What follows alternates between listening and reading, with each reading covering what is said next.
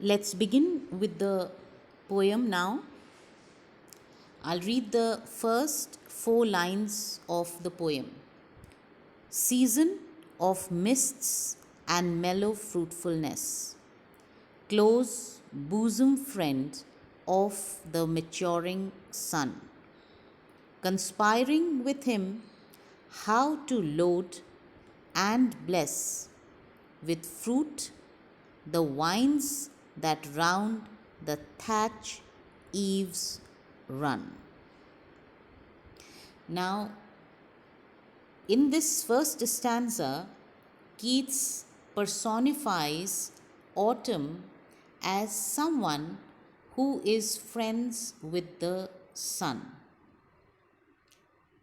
And this personified autumn and the sun conspire. What's the meaning of conspire? Conspire means to plan something. And what do they plan? That is, what do autumn and sun plan together? They plan on how to bring fruit and vegetation to their most ripe state. So, in the first stanza, when you read the whole of it, you will find that the poet presents to us a very lively picture of autumn. Now, when he says season of mists and mellow fruitfulness, so what is the meaning of mist? You must have experienced mist and fog in the cold weather, and mist or fog is often accompanied during this chilly weather. Why? Because the moisture in the air condenses into vapor when it is cold. So, what does this mist do? Mist creates a kind of haziness in the atmosphere, and you are not able to see clearly. So, because autumn is a season just before winter, so there is a coolness in the air. So he's describing this. I already told you in my previous lecture how he was taking a walk in this weather and there was a mistiness in the atmosphere. So he calls it a season of mists and mellow fruitfulness. Now, what is the meaning of mellow? The word mellow here means mature, and it is a good term fit for autumn with its neutral colors and cool but not cold weather.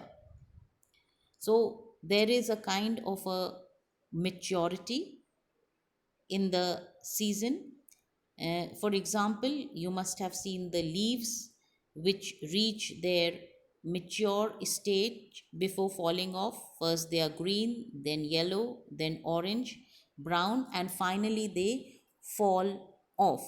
So, they reach that mature state. So, there is a mellow fruitfulness. So, the season has a mellow fruitfulness when the crops are harvested. Fruitfulness means plentifulness. There is an abundance of fruits and vegetables and flowering.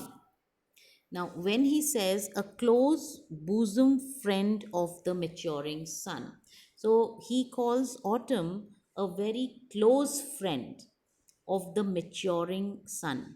Maturing sun can have two meanings over here. Number one, the sun is not so hot or scorching in this season as the days become short and the weather becomes cool. So the heat is not very scorching. Number two, maturing sun is sun uh, when it gives off heat and light is very important for maturing fruits and vegetables. The heat and light of the sun is important. So autumn is a very close friend of this. Bosom friend means a very close friend, someone from whom you don't hide anything, you share everything. So autumn and the sun by Keats are seen as very close friends. Uh, and conspire means when they plan together on how to make fruits grow on vines. See, conspiring with him how to load and bless with fruit the vines that round the thatch eaves run. That is, they how uh, the sun is going to make the fruits grow on these vines, on these creepers that curl around the eaves. Eaves is the edge of the roof of the thatched cottages. Now these cottages have a kind of a sloping uh, edge, and here the creepers turn and twirl, and they have fruits on them, and the sun is going to bless means there is going to be an abundance, there is going to be an extravagance of fruits.